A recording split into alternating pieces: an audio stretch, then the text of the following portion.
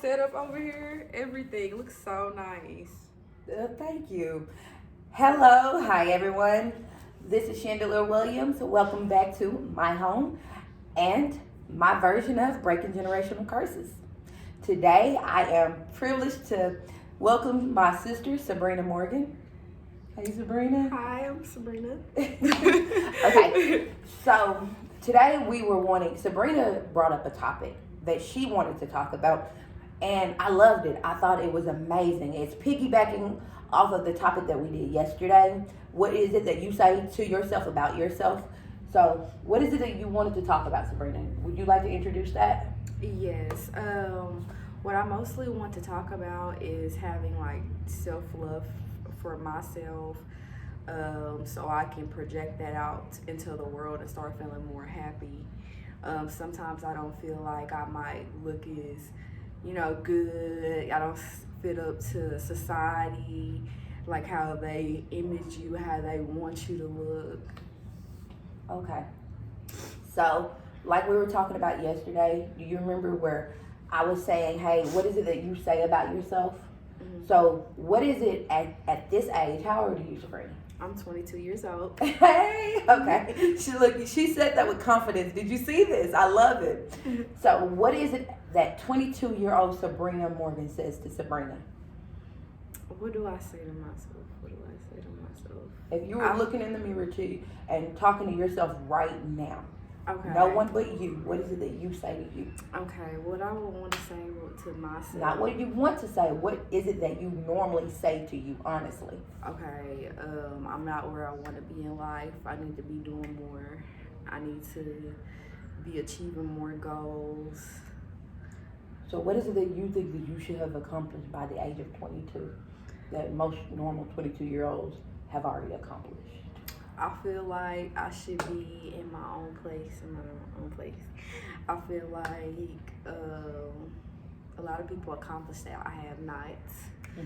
Mm-hmm. Who's pushing you to accomplish it?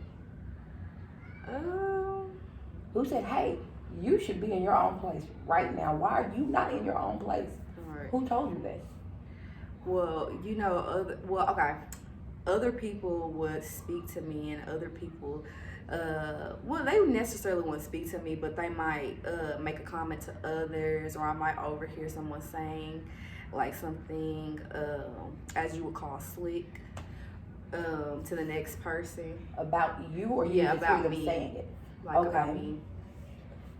So it matters to you what others think about you. Yeah, I feel like sometimes. Where did that start? Do you know when that started for you? Yes, I feel like that started for me when I was in high school. Mm-hmm. Because a lot of people would mess with me. A lot of people would, pick with me and stuff. I mean, yes, I act like, oh, yeah, no, it didn't bother me and stuff like that. Mm-hmm. But I feel like with a lot of people, it bothers a lot of people. And people are really, don't want to say anything about it and stuff like that. I know that feeling. And it started for me in elementary. Mm-hmm. It started for me when I was a little kid and people would pick on me. And for some reason, you never grow past that. Mm-hmm. So I understand that. It started where they would talk about my hair. Y'all, don't talk about me, okay? Do not talk about me, okay? No, seriously. No, I get what you're saying. I was in the second grade still peeing on myself. People talked about me and that devastates you. That devastates you. Yeah. It's not knowing that, right.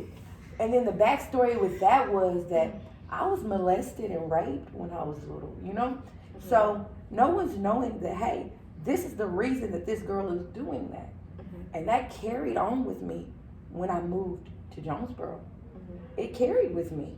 And I felt horrible about myself. My breasts were big. They became big before time. I had a problem with that too. Mm-hmm. I swear. Yes, Tell me. Well, when I was younger and stuff, I was a little bit chunkier, like I was like chubby and stuff. Mhm. You know, I felt like when I was like little and stuff like that, before I really got into like, you know, school and stuff and the school system and stuff, I felt like I was cool. You know what I'm saying? I didn't care about how I dressed. I didn't care about my appearance. I didn't care about my hair. I didn't care about none of that stuff. I was just like, yeah, let's, you know what I'm saying? Like, that was my younger mindset. I was just like, you know, I want to be cool with everybody. I want to have fun, you know, just stuff like that. But it's just like, as time I got older, I mean, time got, you know. As time progressed, Yeah. as you got into school, you saw that, hey, I have to. am I saying this the way that you're trying to put it out there? It's like, hey, I got into school and things changed. Yeah. People treat you different. Right. You have to be different. Now you have to fit into this box with society. Right. And you know what? My baby goes through that, or she was going through that. Treasure was going through that. She's not going through it as much now. But do you know it's because a lot of times those kids are not happy at home. Right. So how can I be nice to you when what you don't see, they're looking at it thinking they want that. Right. And guess what happened? Right. Those little kids become envious adults. Yeah. It doesn't change as you become adults. Not for everybody. Some people say, hey, I'm kicking this. This is not where I want to be. Right. But then some stay in that same mindset and they become envious adults and they bully and they wound your spirit. And then you start thinking that you're not good enough when in reality they projected that on you. Right. That's what I look at now. And I see now is that it was never that Sabrina wasn't good enough. It was never that Sabrina wasn't beautiful. It was that they hated themselves so much that they projected that hate on you and you accepted it. So now we have to reschool that little girl. Right. We have to retrain that little girl.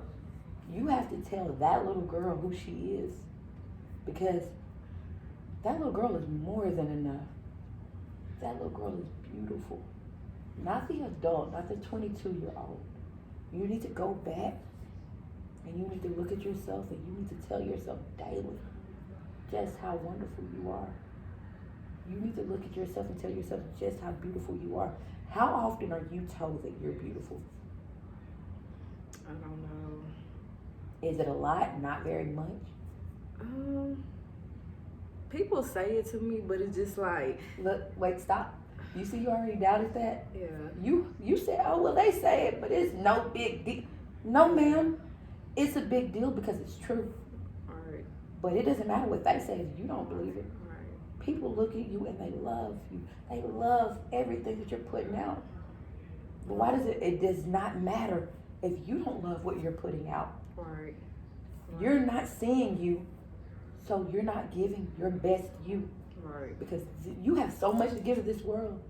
You have a gift. You are amazing.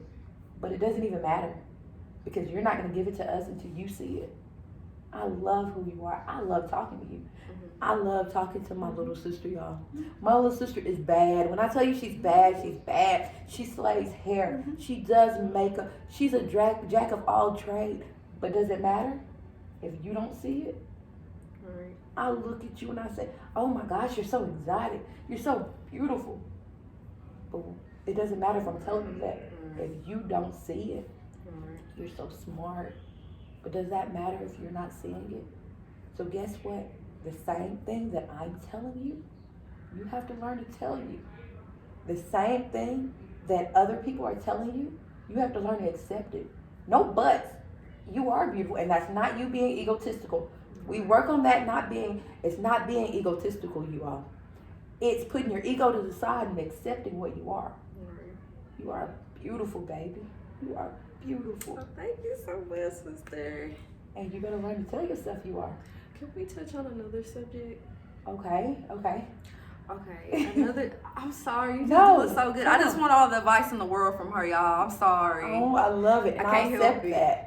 Okay, another thing is, I just feel like, a lot of times when people get mad at me and stuff like that, they'll say stuff about, like, me needing to wear Pause makeup. before you say anything else.